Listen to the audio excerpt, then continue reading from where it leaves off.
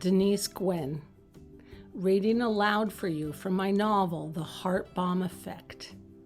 Book 1 in the Medicine Women of Alaska, Chapter 13.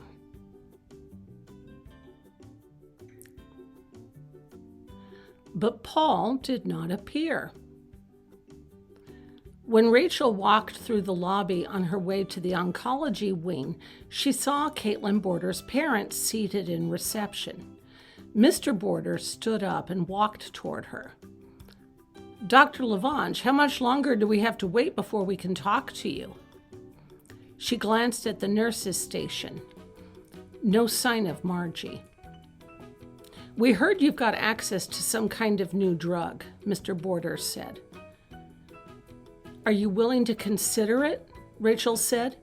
"Or do you think Caitlin should go to hospice?" "She's in hospice right now, Dr. Lavange," Mr. Border said. He glanced behind him at his wife. "But Melanie said she'd like to use every last chance to save our daughter's life." Rachel walked over to Mrs. Borders. "Good morning, Mrs. Borders. Good morning, Dr. Lavange. How do you feel about trying this new drug protocol?" "I'm willing to listen." Rachel glanced once more at the nurse's station desk.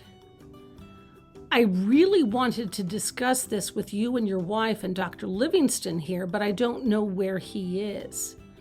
"But you ordered the drugs, right?" Mr. Border said. He glanced over at his wife. "Look, Dr. Lavange, we're desperate and we're running out of time." "Okay then, let's go talk in my office."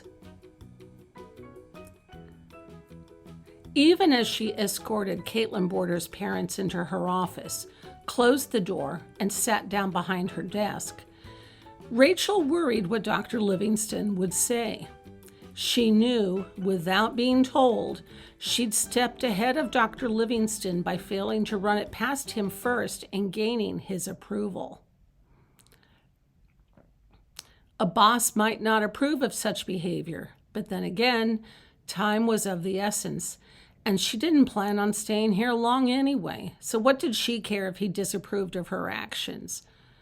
A child's life hung in the balance. Surely that excused her.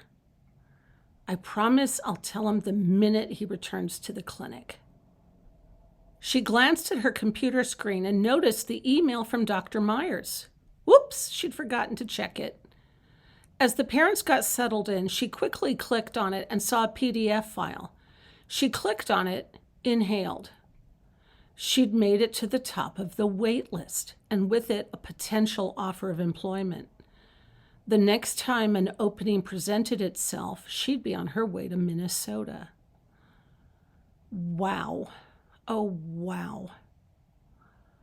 "What did you want to tell us, Dr. Lavange?" Tom Borders said.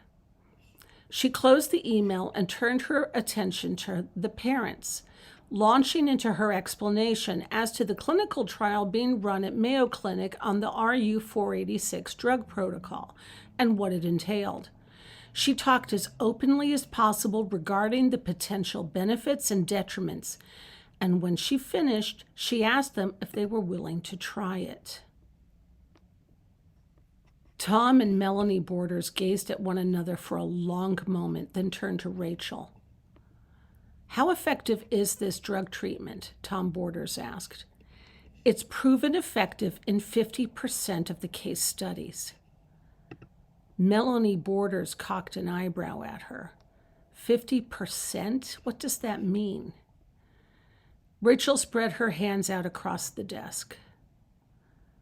"In clinical studies of children your daughter's age using this drug regimen, 50% of the children experienced a cure." "And the remaining 50%? Melanie asked. "Unsuccessful," Rachel said. "In other words, 50% of the children still died," Melanie said. "Yes." Tom and Melanie exchanged glances. "What you're saying, Dr. Lavange, is there's a 50-50 chance Caitlin will do well under this treatment and will become cancer-free." "Yes." While on the opposite side, the treatment will effectively kill her, Melanie said. Yes, Rachel said miserably. What are the potential side effects? Tom asked. Liver damage in 20 years' time. When she reaches adulthood, she may need to be put on a list for a donor liver transplant. She's already got liver damage from all the chemotherapy she's taken, her mother stated. So she gets a new liver, Tom said. Melanie laughed sarcastically. Gee, Tom, just great.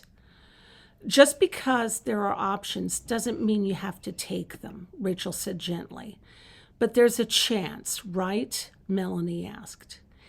Yes, there's a chance, and I'm excited about this drug protocol. It's on the cutting edge, it's new, and it's had some good results. What the hell? Tom said, reaching for the consent forms.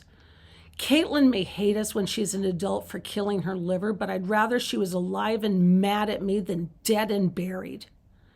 Charming, Melanie said, but she too reached for the necessary forms.